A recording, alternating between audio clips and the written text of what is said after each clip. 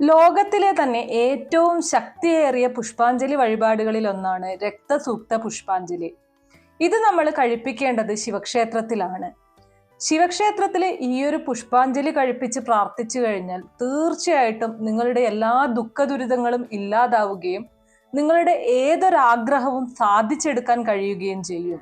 എന്നാൽ നമ്മൾ മറ്റ് പുഷ്പാഞ്ജലികൾ കഴിപ്പിക്കുന്നത് പോലെ ക്ഷേത്രത്തിലുള്ള വഴിപാട് കൗണ്ടറിൽ പോയി രക്തസൂക്ത പുഷ്പാഞ്ജലി എന്ന് പറഞ്ഞ് മുറിച്ച് ഷീട്ടാക്കി കഴിപ്പിച്ച് പോരുകയല്ല ഈ ഒരു പുഷ്പാഞ്ജലിയുടെ കാര്യത്തിൽ നമ്മൾ ചെയ്യേണ്ടത്. ഈ ഒരു പുഷ്പാഞ്ജലി കഴിപ്പിക്കുന്നതിന് മുന്നേ ആയിട്ടും അതിനുശേഷവും ഒക്കെ നമ്മൾ ചില ചിട്ടകൾ പാലിക്കേണ്ടതായിട്ടുണ്ട്, ചില കാര്യങ്ങൾ ചെയ്യേണ്ടതായിട്ടുണ്ട്. ഈ ചിട്ടകളൊക്കെയും പാലിച്ചുകൊണ്ട് കൃത്യമായ രീതിയിൽ ഈ ഒരു പുഷ്പാഞ്ജലി നടത്തിക്കഴിഞ്ഞാൽ 100% നിങ്ങൾക്ക് ഫലം ലഭിക്കും. അപ്പൊ ഈ ഒരു പുഷ്പാഞ്ജലി എങ്ങനെയാണ് കഴിപ്പിക്കേണ്ടത്, എവിടെയാണ് കഴിപ്പിക്കേണ്ടത്, എന്തൊക്കെ കാര്യങ്ങളാണ് ശ്രദ്ധിക്കേണ്ടത് തുടങ്ങിയ എല്ലാ ഡീറ്റെയിൽസും അടങ്ങുന്ന വീഡിയോ ചാനലിൽ ചെയ്തിട്ടുണ്ട്. താഴെ കാണുന്ന പ്ലേ ബട്ടണിൽ ക്ലിക്ക് ചെയ്ത് കഴിഞ്ഞാൽ വീഡിയോ മുഴുവനായിട്ടും കാണാൻ സാധിക്കും. തീർച്ചയായിട്ടും വളരെയധികം ഉപകാരപ്രദമായിട്ടുള്ള ഒരു വീഡിയോ ആയിരിക്കും ഇത്. അപ്പൊ എല്ലാവരും വീഡിയോ കാണുക. നന്ദി.